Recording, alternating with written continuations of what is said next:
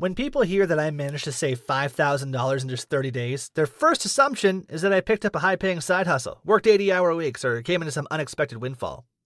None of these things are true. I didn't take on a second job. I didn't do any freelance work, and I didn't work a single hour of overtime.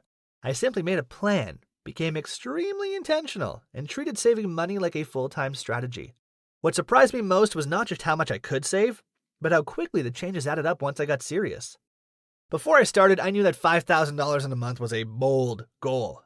I'm not a six-figure earner, and my lifestyle was far from extravagant, but I knew there was fat to trim. I had a stable income from a salaried job, enough to live comfortably but not lavishly, and I wanted to test what would happen if I redirected nearly every non-essential dollar towards savings. This is how I did it, step by step, and what I learned along the way.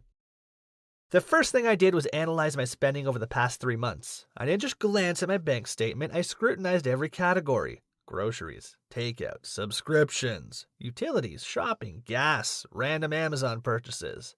The results were humbling. I wasn't out of control, but there was a lot of unconscious spending.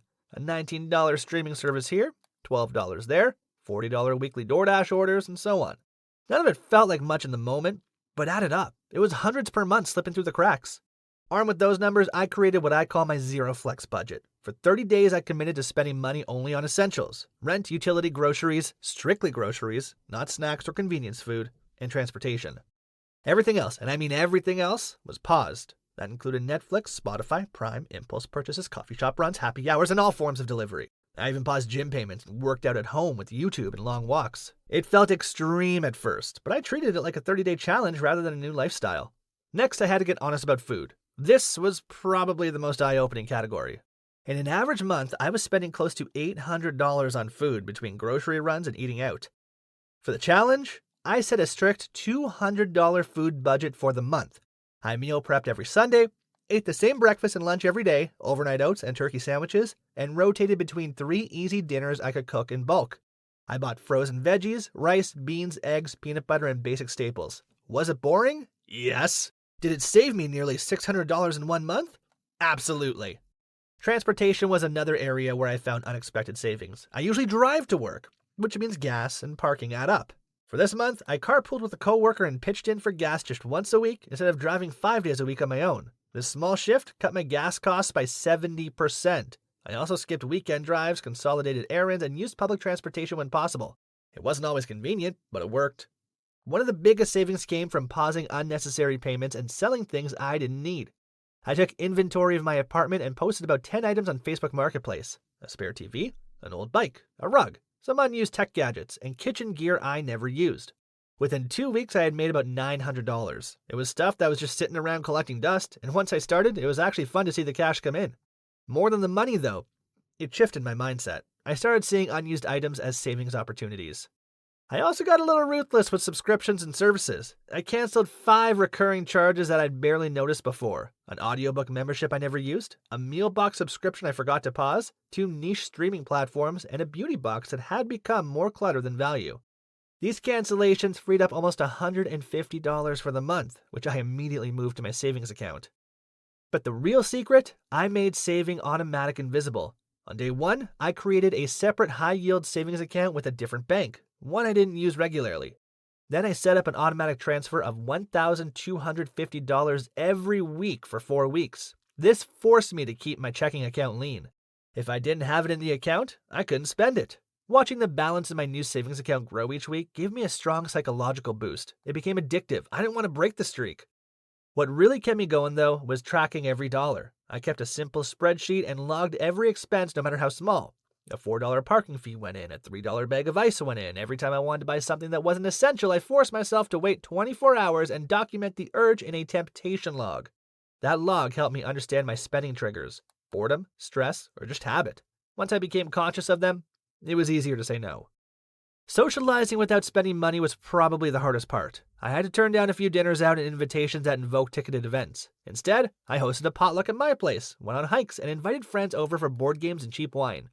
Not everyone understood what I was doing, but those who mattered supported me. Explaining my savings goal up front helped reduce the awkwardness of saying no to plans. The last bit came down to mindset. I treated saving as if it were a bill I couldn't skip, like rent or insurance. That shift helped me resist the temptation to reward myself with a small purchase.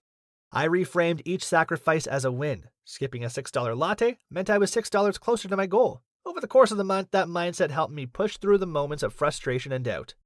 At the end of the 30 days, I sat down and did the math. I had transferred $5,000 into savings, exactly as planned. About $2,200 of that came from drastically cutting my spending, rent and utilities aside. I spent less than $300 on everything else. Another $900 came from selling unused items. The remaining $1,900 came from reallocating money that would have otherwise sat idle in my checking account, a combination of my usual discretionary income and a small tax refund that had come in early in the month.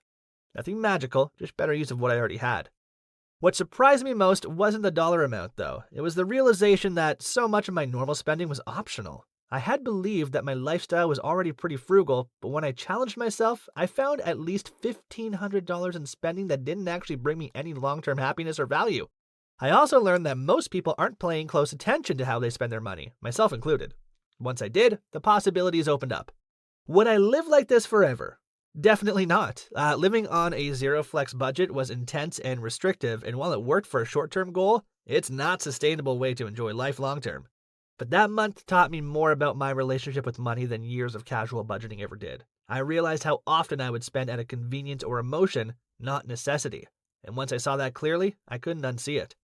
After the challenge ended, I intentionally reintroduced certain comforts, but only the ones that truly added value to my life. I brought back a few subscriptions that I genuinely use and enjoyed, not just ones I had forgotten to cancel. My food budget went up, but I kept the structure I had built during the challenge. Meal prepping became a non-negotiable habit because it saved time, reduced waste, and curbed impulse spending. Most importantly, I kept the systems that made saving automatic. I still transfer money weekly into that high-yield savings account. Smaller amounts, yes, but consistently.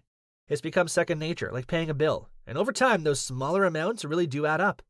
But the biggest shift was psychological. I no longer spend blindly. Every purchase is a choice I evaluate with a simple question. Is this worth delaying my bigger goals?